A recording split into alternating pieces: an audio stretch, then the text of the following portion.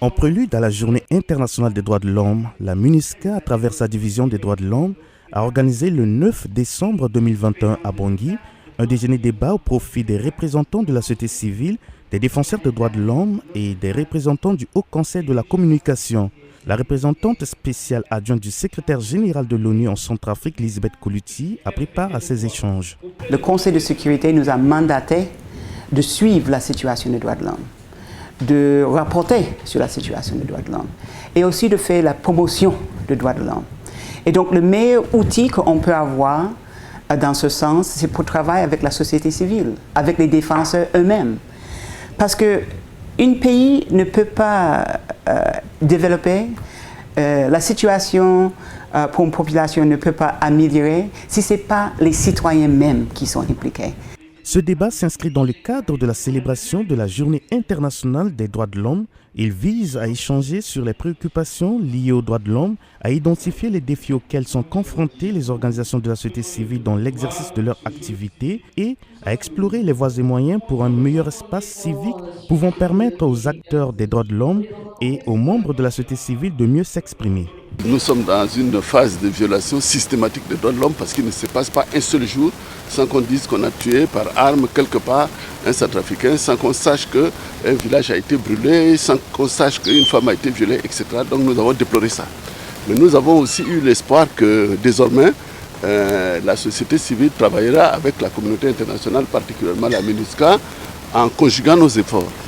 Les défenseurs des droits de l'homme en Centrafrique sont connus pour leur activisme, mais leurs actions vis-à-vis des communautés sont limitées et évoluent dans un contexte très difficile, a dit Kessik Ekomo. En République centrafricaine, on a beaucoup évolué avec l'idée selon laquelle les droits humains, au fait, il ne faut pas les revendiquer. Les revendiquer, c'est aller contre une dynamique qui existe, c'est aller quelquefois contre les autorités. Et au fait, cette mentalité a un peu cristallisé l'engagement et la compréhension des populations, d'où l'importance de pouvoir, au fait, vraiment accompagner les acteurs de la société civile, donc ces activistes, pour être dynamiques sur le terrain. Ce 63e anniversaire de la Déclaration universelle des droits de l'homme de l'ONU a été célébré sous le thème « L'égalité et l'article 1 de la Déclaration universelle des droits de l'homme.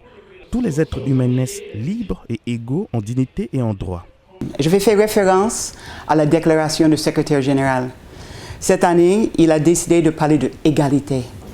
Et je pense qu'il a souligné que nous sommes tous, les humains sur la Terre, en train de confronter des problèmes qui sont encore beaucoup plus complexes. Il a parlé dans sa déclaration de pandémique de Covid-19. Et tout ça que ça veut dire pour la population du monde, les populations du monde, accès à la santé, problématiques partout, etc. Ces échanges permettront aux participants de faire des recommandations idoines afin de relever efficacement les défis auxquels ils font face dans la mise en œuvre de leurs activités de promotion et protection des droits de l'homme. Il était question de savoir si, dans ce pays, quand ils exercent leur travail, ils le font dans un espace civique protégé, s'ils ne font pas l'objet des représailles, et quelle action la MINUSCA, dans le cadre de son partenariat avec l'État centrafricain, peut entreprendre pour faciliter le travail de promotion et de protection des droits de l'homme.